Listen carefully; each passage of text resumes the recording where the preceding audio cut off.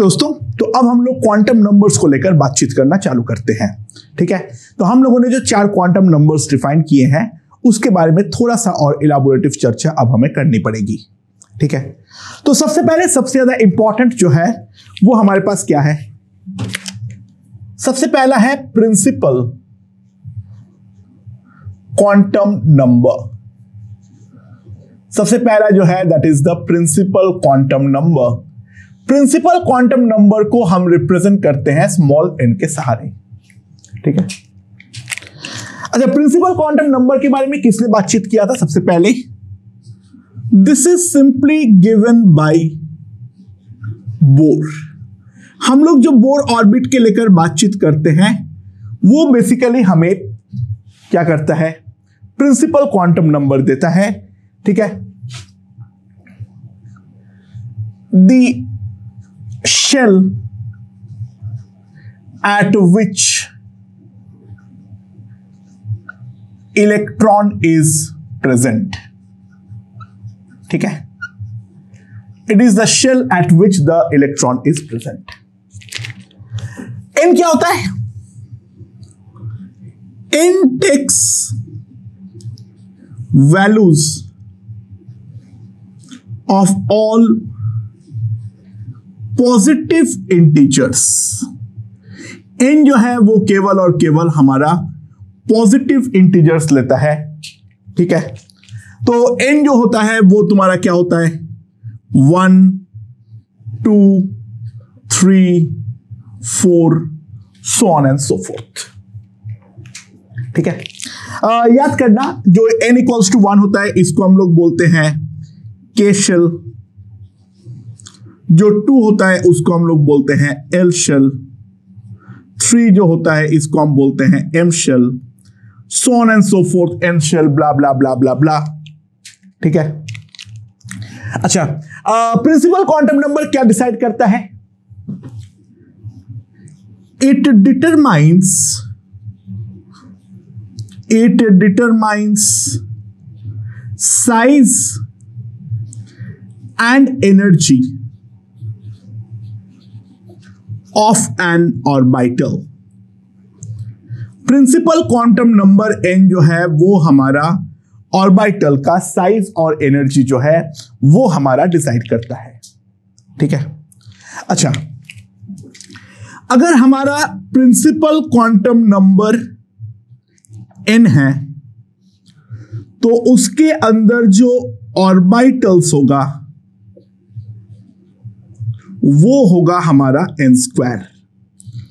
Principal quantum number n में जो total number of orbitals होगा that will be equals to n²।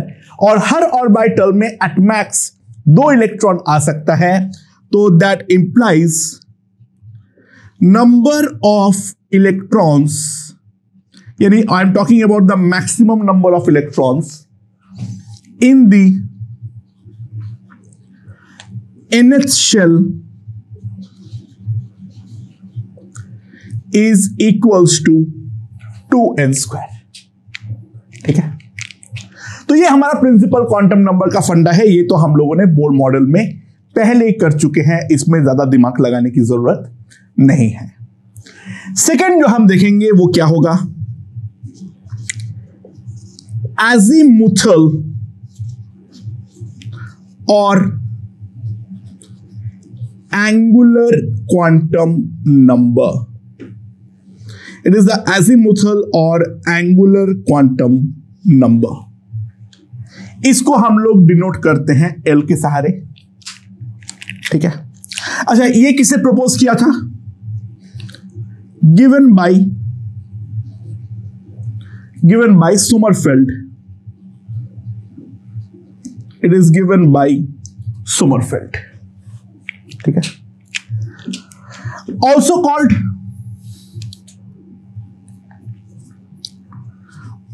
Called subshells. उसको हम बोलते हैं शेल, इसको हम लोग बोलते हैं सबशेल्स। ठीक है, समझ में आया? It assumes all integral values. It assumes all integral values from 0 to n minus 1. ठीक है, यानी अगर हमारा n इक्वल्स टू 1 है तो L जो होगा वो होगा हमारा 0. n अगर हमारा 2 है तो L जो होगा वो होगा हमारा 0 और 1. अगर 3 है, n अगर 3 है तो L जो होगा वो होगा 0, 1 या फिर 2, so on and so forth. ठीक है, अच्छा, L इक्वल्स टू 0 इसको हम लोग बोलते हैं S subshell. L equals to 1 को हम बोलते हैं P subshell. L equals to 2 को हम बोलते हैं D subshell. L equals to 3 को हम बोलते हैं F subshell. L equals to 4 को हम बोलते हैं G सबशेल, जिसके अंदर नेचर में केवल और केवल F सबशेल तक हमें मिलती है. G is an artificial subshell, वो ठीक है नेचर में कोई भी एलिमेंट के अंदर हमें देखने को नहीं मिलता है. ठीक है, अच्छा,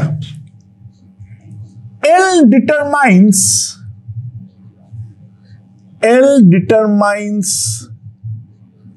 the shape and energy. Energy को मेरा इन्वर्टेड कॉमा के अंदर डालने का रीजन होता है, ठीक है, ऑफ द ऑर्बिटल.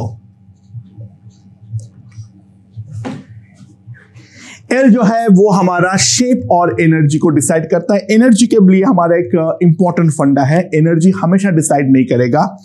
ध्यान देना, for single electron species,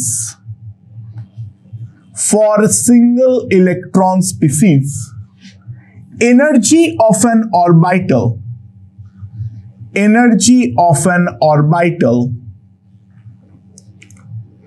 only depends upon n.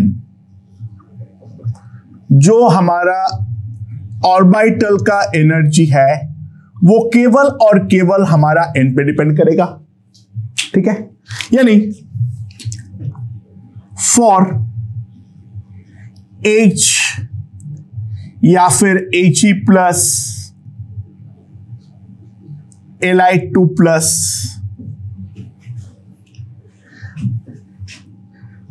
3s 3p 3d, ये तीनों का एनर्जी लेवल सेम होगा तो इनको हम बोलेंगे ये आपस में डिजेनरेट है. ठीक है, similarly 4s 4p same energy level को हम डिजेनरेट बोलते हैं 4f, ये सारे भी हमारा आपस में डिजेनरेट होगा. ठीक है, तो अगर सिंगल इलेक्ट्रॉन स्पीसीज है, ऑर्बिटल का एनर्जी लेवल कभी भी हमारा L पर डिपेंड नहीं करता है. लेकिन for multi electron species, energy of orbital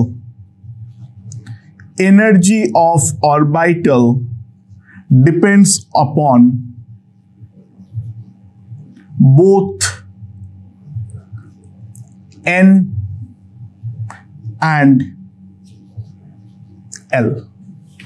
जो मल्टीपल इलेक्ट्रॉन स्पीसीज है, ठीक है, वहां पर हमारा n और L दोनों पे डिपेंड करता है. इसके regarding n plus L decides the energy level. This is also called the n plus L rule, जिसके बारे में हम बाद में देखेंगे. ठीक है, अच्छा, फॉर सेम n एल ज्यादा इंप्लाइज एनर्जी भी ज्यादा। सेम एन के लिए हमारा एल अगर ज्यादा होगा तो एनर्जी भी ज्यादा होगा, यानी 4f का एनर्जी ज्यादा होगा एज कंपेयर टू 4d, उसका ज्यादा होगा एज कंपेयर टू 4p, जिसका ज्यादा होगा एज कंपेयर टू 4s। ठीक है, फॉर सेम एल एन जितना ज्यादा होगा एनर्जी भी उतनी ही ज्यादा होगी, यानी वहां पर क्या होगा, 4s will have a higher energy as compared to 3s, जिसका ज्यादा होगा एज कंपेयर टू 1s। ठीक है, अच्छा एक चीज देखो, जो हमारा प्रिंसिपल क्वांटम नंबर n है, इसके करस्पॉन्डिंग जो हमारा एंगुलर मोमेंटम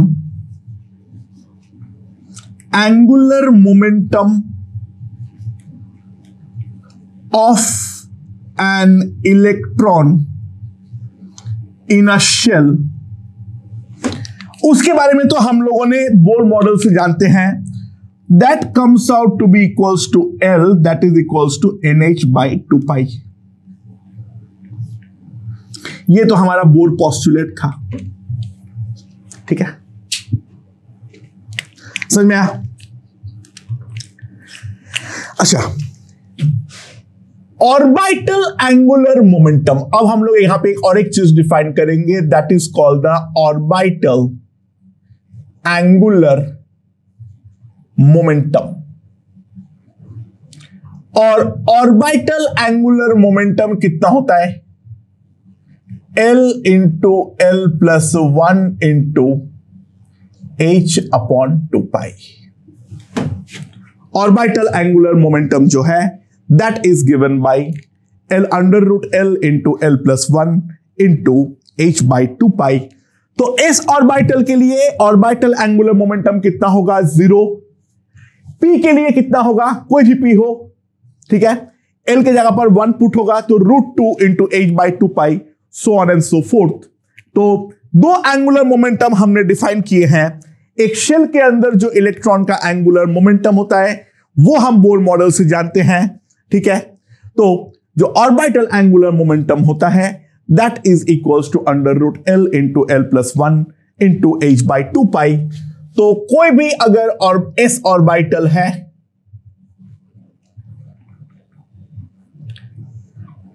तो इसका जो एंगुलर मोमेंटम होगा, ऑर्बिटल एंगुलर मोमेंटम डेफिनेटली हमारा 0 आएगा, क्योंकि L हमारा 0 है। सिमिलरली जो हमारा p ऑर्बिटल है, p ऑर्बिटल में कितना होगा, ऑर्बिटल एंगुलर मोमेंटम L का वैल्यू 1 पुट कर दो, that will come out to be √h/2π, so on and so forth। Okay, तो और भी कुछ चीजें देखते हैं, let's see. In a subshell, ठीक है, जिसका हमारा जो एजिमुथल क्वांटम नंबर है वो है हमारा L, जो एजिमुथल क्वांटम नंबर है जो इसका वैल्यू है L। तो number of orbitals will be equals to 12 plus 1। एक सबशेल के अंदर जो टोटल नंबर ऑफ ऑर्बिटल्स होंगे that will be equals to 12 plus 1। तो अगर मेरे पास s ऑर्बिटल है, अगर मेरे पास s ऑर्बिटल है, ठीक है, तो इन दैट केस क्या होगा, सॉरी ऑर्बिटल लिख दिया, सॉरी। अगर s सबशेल है तो इस पे केवल और केवल एक ही ऑर्बिटल होगा, क्योंकि L का वैल्यू मेरा 1 है। अगर मेरा p सबशेल है तो L का वैल्यू 1 पुट करो, D है तो 5 होंगे, F है तो मेरे पास टोटल 7 होंगे। ठीक है, समझ में आया? अच्छा, therefore maximum number of electrons in a subshell automatically कितना हो जाएगा? 2 into 12 plus 1। ओके, अगला हम देखते हैं वो क्या है, मैग्नेटिक क्वांटम नंबर। अगला हम देखेंगे मैग्नेटिक क्वांटम नंबर, और मैग्नेटिक क्वांटम नंबर को हम रिप्रेजेंट करते हैं स्मॉल m के सहारे। Now, what is magnetic quantum number? And that is basically the final refinement regarding the orbitals। ठीक है, तो हम लोग सबसे पहले थे शेल में, वहां से हम लोग आए थे सब शेल में। अब इस सब शेल के अंदर हम लोग देखने वाले हैं हमारा final concept of orbital. Let's see, this is given by Linde. This is given by Limde. It gives the orientation. It gives the orientation of an orbital. यानी कोई एक ऑर्बिटल किस डायरेक्शन में ओरिएंटेड है उसके रिगार्डिंग हम m को represent करते हैं। तो अगर मान लो मेरा सबशेल जो है वो मेरा L है, M takes the all integral values, M takes the all integral values from -L to +L, including 0। Obviously बात है, इंक्लूडिंग 0। तो बेसिकली हमारा अगर s ऑर्बिटल के बारे में बात करूं, इसका L हमारा 0 है, तो m जो होगा वो भी हमारा केवल और केवल 0 ही होगा। ठीक है, जो हमारा p ऑर्बिटल है उसका L1 है, तो m जो है वो है -1 0 +1। We will start with -1 -L, end with +1, और उसके बीच में सारे इंटीजर्स को लिखता चला जाऊंगा। वहीं पर अगर मेरे पास d ऑर्बिटल है जिसका L2 है, तो m जो आएगा -2 -1 0 +1 +2, और जो हमारा f ऑर्बिटल है इसका L जो है वो 3 है, तो m का वैल्यू आएगा -3 -2 -1 0 +1 +2 +3। ठीक है, राइट। अच्छा, अगर हमारा जो एजिमुथल क्वांटम नंबर है वो है हमारा L, तो सिंपल सी बात है, total number of orientation, total number of orientations possible जो होगा, साफ साफ ध्यान दो, -L से +L तक जा रहा है इंक्लूडिंग 0, तो टोटल नंबर ऑफ ओरिएंटेशंस जो आएंगे दैट विल बी सिंपली 12 + 1। ठीक है, अच्छा, नाउ यहां पर डिजेनरेसी का क्या फंडा है सुन लो। In absence of any electric, in absence of any electric and magnetic field. ठीक है, all orbitals of a subshell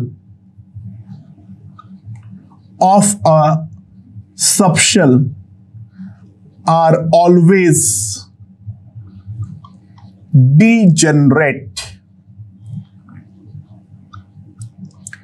अगर एक्सटर्नल कोई भी इलेक्ट्रिक या मैग्नेटिक फील्ड नहीं है तो जितने भी हमारे ऑर्बिटल्स होंगे एक पर्टिकुलर सबशेल के अंदर वो हमेशा डीजनरेट होंगे। लेकिन अगर एक्सटर्नल इलेक्ट्रिक या मैग्नेटिक फील्ड है जो हम लोगों ने ज़ीमैन इफेक्ट या स्टार्क इफेक्ट में देखे थे तो वहां पर हमारा ऑर्बिटल्स डीजनरेट नहीं होने वाला है। एस ऑर्बिटल जो है वो हमारा स्फेरिकल है। एस ऑर्बिटल जो है, एस ऑर्बिटल जो है that is spherical, that implies there is no orientation.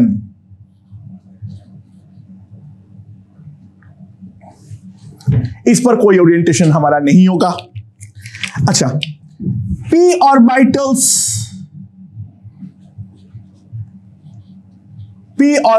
जो है उस पे 3 होते हैं, px, py एंड pz। यानी जो p ऑर्बिटल होते हैं उस पे प्रॉपर ओरिएंटेशन होता है। उसका एक का ओरिएंटेशन अगर हम x एक्सिस के अलोंग माने तो दूसरा जो है वो y एक्सिस के अलोंग होगा और तीसरा जो है वो हमारा z एक्सिस के अलोंग होगा। यानी तीनों म्यूचुअल परपेंडिकुलर ओरिएंटेशंस में रहेंगे। एक को हम बोलेंगे px, दूसरे को हम बोलेंगे py, तीसरे को हम बोलेंगे pz। ठीक है, एंड जो हमारा d ऑर्बिटल्स है उनमें 5 पॉसिबल ओरिएंटेशंस होते हैं। ठीक है, उसमें 5 पॉसिबल ओरिएंटेशंस होते हैं और वो पांचों ओरिएंटेशन क्या क्या है? dxy, dyz, dzx, dx square minus y square and finally dz square। ये जो है ये हमारे these will give me the 5 degenerate d orbitals। F में सिमिलरली नाम याद रखना जरूरी नहीं है। F will have 7 degenerate orbitals। Again ये डिजेनरेसी जो रहेगा वो इन absence of electric and magnetic field रहेगा। ठीक है, एंड ऑब्वियसली बात है एक्सटर्नल इलेक्ट्रिक या मैग्नेटिक फील्ड अप्लाई करने पर ये डिजेनरेसी जो है वो डेफिनेटली हमारे पूरी तरीके से टूट जाएगी। ओके ओके दोस्तों, so the next and the last quantum number we will have is the spin quantum number और उसको हम रिप्रेजेंट करते हैं S के सहारे। एंड ये डिटरमाइन क्या करता है? It determines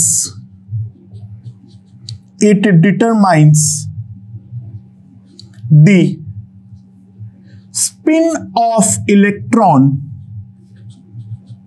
about its own axis। यानी जैसे अर्थ का रिवोल्यूशन होता है एग्जैक्टली वैसे ही। ठीक है, it has 2 possible values. it has two possible values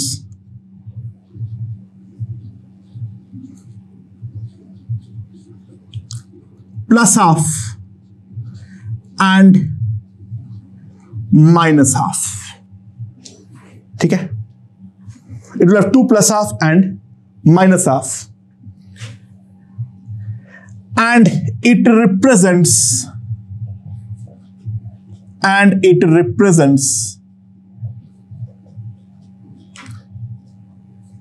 two states of electron. It represents two states of a particular electron. ठीक है, अच्छा, स्पिन एंगुलर मोमेंटम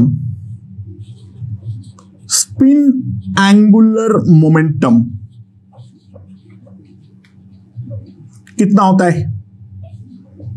ऑब्वियसली अगर खुद के एक्सिस के अबाउट स्पिन कर रहा है तो उसके करस्पॉन्डिंग एक एंगुलर मोमेंटम डेफिनेटली है. तो spin angular momentum is given by √s into s plus 1 into h by 2 pi. ठीक है, तो अगर s जो है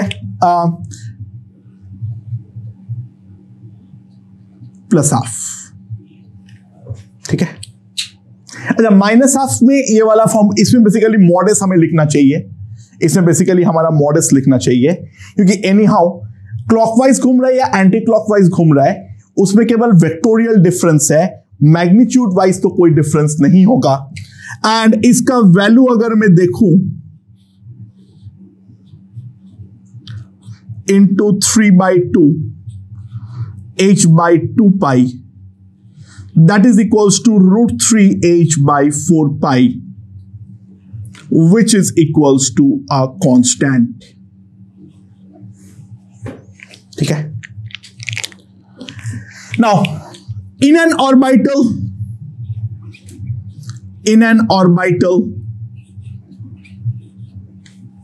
ठीक है, there can be at max of 2 electrons in opposite state. ठीक है, अच्छा, स्टेट को हम लोग दिखाते कैसे हैं? एक अप एरो ऐसे दिखाते हैं और दूसरा जो है वो हम दिखाते हैं डाउन एरो. अच्छा, अप और डाउन के साथ क्लॉकवाइज एंटी क्लॉकवाइज का कोई संबंध नहीं है. तुम अप को अगर क्लॉकवाइज बोलते हो